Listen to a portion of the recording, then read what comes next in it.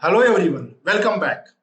In last video, we have seen one of the numerical based on the divergence formulae. In that, we have seen that the vector d was given to you in different coordinate system, and accordingly, you are asked to find out the divergence of that vector d at the different points. In this video, we will see the second numerical, which is a slightly different from the first numerical. So let us go and read the numerical first. So in this numerical, what is asked here? See, find the volume charge density that is associated with each of the following fields. Fields दिया है, vector D है दिया हुआ है आप लोगों को. तो fields इसका वेक्टर डी है, electric flux density is given to you, right?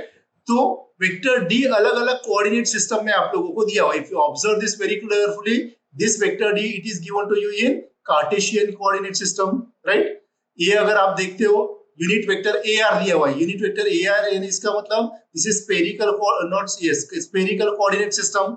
Then तीसरा अगर आप देखोगे a x a y a z unit vector दिया है, इसका मतलब this is also in Cartesian coordinate system, right? And the final one is that is if you see here rho phi z के term में दिया हुआ है, इसका मतलब it is in cylindrical coordinate system.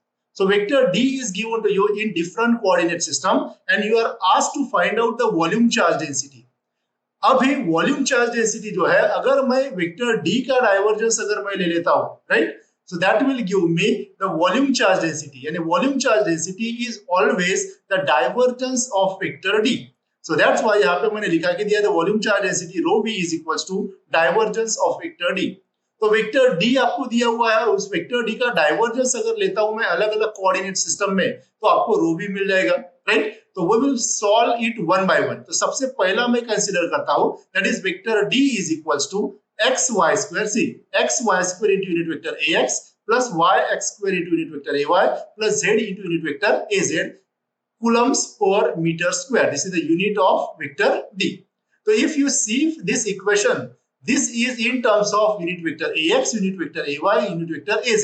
That means it is in Cartesian coordinate system.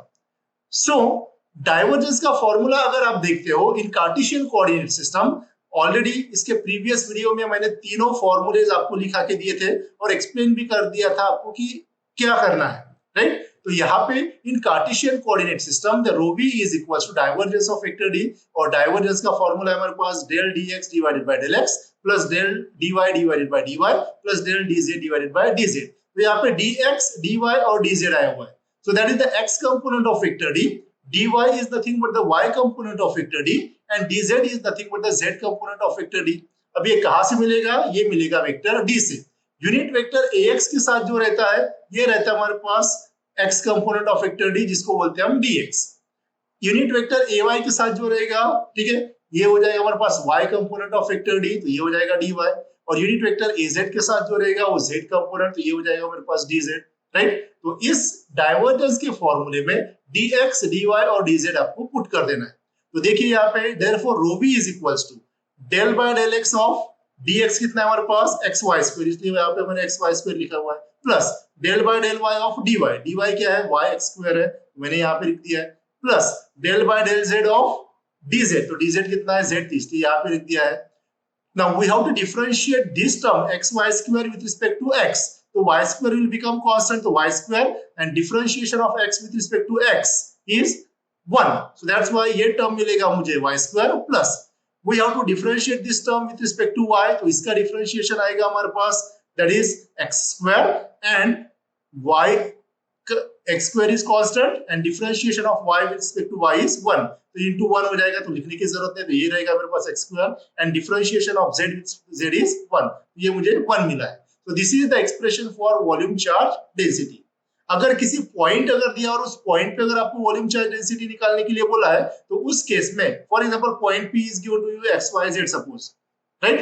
तो ये जो भी कोऑर्डिनेट रहेगा वो कोऑर्डिनेट आपको x रख देना है, y की वैल्यू यहाँ पे रख देना है और z की वैल्यू आपको यहाँ पे रख देना है. You can consider any point in that case. So in this way you can calculate the volume charge density, right? Similarly for the other cases.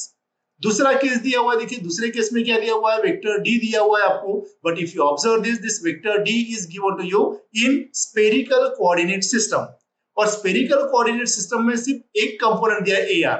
और ए आर के साथ जो भी रहता है इसके साथ क्या रहेगा हमारे पास 1, तो ये क्या हो जाएगा मेरे पास D R, right. Theta component और फाई कंपोनेंट नहीं दिया, इसका मतलब D theta is equal to 0 and phi component D phi that is also equal to 0, क्योंकि यूनिट वेक्टर ए आर ही दिया हुआ है और ए आर के साथ जो रहेगा वो डी आर रहेगा, राइट। तो इसको हम 1 से मल्टीप्लाई कर सकते हैं, इसका मतलब D R is equal to 1। तो rho V is equal to divergence of vector D.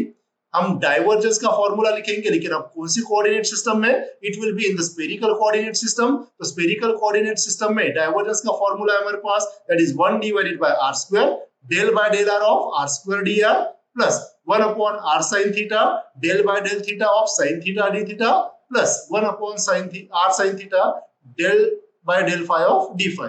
लेकिन यहाँ पे अगर आप देखोगे तो d थीटा और d phi कंपोनेंट 0 है, तो d थीटा और d phi कंपोनेंट 0 रखते हैं, तो ये सेकंड टर्म मेरा 0 हो जाएगा और ये थर्ड टर्म भी मेरा 0 हो जाएगा। तो इसको आप simply 1 upon r square del by del r of r square dr भी लिख सकते हो, लेकिन मैं सजेस्ट करूंगा कि पहले पूरा फॉर्मूला लिख लेना है और जो भी कंपोनेंट दिया हुआ है उस component either D R, D theta या डी फाई कंपोनेंट का इक्वेशन आपको यहाँ पे पुट करके सिंपली डिफरेंशिएशन को सॉल्व करना है। यहाँ पे सिर्फ एक ही कंपोनेंट है, बाकी टर्म कैंसिल हो रहा है हमारे पास, तो सिंपली हम उसको ही सॉल्व करेंगे। तो 1 upon r square del by del r of r square, और dr कितना था हमारे पास, dr इज 1, तो यहाँ पे 1 रख दिया है, इसका मतलब del by del r of r square आ जाएगा and del by del r of r square is 2r, और 1 अपॉन r स्क्वायर कांस्टेंट है हमारे पास, तो r विल गेट कैंसल्ड, तो यहाँ पे मिलेगा मुझे 2 divided by r। So this is the volume charge density for the second vector d, ये दूसरे वेक्टर d के लिए वॉल्यूम चार्ज डेंसिटी, राइट। तीसरे में भी वैसे ही, राइट, इसी तरह किससे करना है अभी, राइट। तीसरे में भी अगर आप देखते हो तो now here it is given vector d in terms of ax, ay and az, that means it is also in the Cartesian coordinate system, right। Cartesian coordinate system में अभी ये जो पैरामीटर है यूनिट वेक्टर ax के साथ ये dx है, unit vector ay के साथ जो है वो dy है, और यूनिट वेक्टर az के साथ जो अभी साइन माइनस है तो माइनस साइन को भी इंक्लूड करना है, तो ये क्या रहेगा हमारे पास dz। The formula for the divergence we know it is very simple, del by del x of dx plus del by del y of dy plus del by del z of dz। ऐसे orally बोलते जाओ, यानी जल्दी से formulas आपके याद हो जाएंगे, ध्यान में रखना, ठीक है। तो अभी dx, dy और dz का इक्वेशन यहाँ पे रख देना है, तो therefore rho v equals to del by del x of dx is what 4xy divided by z, जो मैंने यहाँ पे पुट कर दिया है। dy का एक्सप्रेशन क्या, 2x square divided by z, ये भी मैंने यहाँ पे रख दिया, और dz का एक्सप्रेशन क्या है हमारे पास, del by del z of dz है, तो del z क्या है, dz क्या हमारे पास minus 2x square y divided by z square। अभी इसको आपको सॉल्व करना है।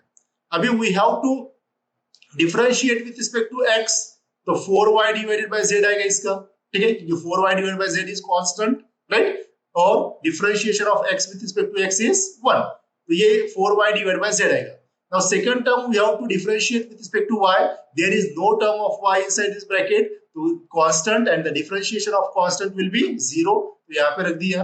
Then minus, right, we have to differentiate with respect to z, तो minus 2x square y क्या हो जाएगा मेरे पास, कांस्टेंट हो जाएगा, and differentiation of 1 upon z square, differentiation of 1 upon z square with respect to z is minus 2 divided by z cube, तो मैंने यहाँ पे पुट कर दिया है, और ये हमको सिंप्लीफाई करना है आप लोगों को, तो ये कितना हो जाएगा हमारे पास, 4y by z ऑलरेडी है, ठीक है, माइनस 2 माइनस और माइनस ये हो जाएगा प्लस 2 2 जा 4 x square y divided by z cube. तो इस तरह से ये थर्ड प्रॉब्लम का सॉल्यूशन भी आपको मिल गया, and finally we have the fourth vector D, right. तो फोर्थ वेक्टर डी अगर आप प्रॉपर्ली देखते हो, z sin phi arrow a phi और jz के टर्म में दिया हुआ है, इसका मतलब ये दिया हुआ आपको सिलिंड्रिकल कोऑर्डिनेट सिस्टम में, और सिलिंड्रिकल कोऑर्डिनेट सिस्टम में डाइवर्जेंस का फॉर्मूला ये लिख दिया है मैंने, right, rho v is del dot vector D, ये डाइवर्जेंस का formula in cylindrical coordinate system में, which is 1 upon rho del by del rho of rho d rho plus 1 upon rho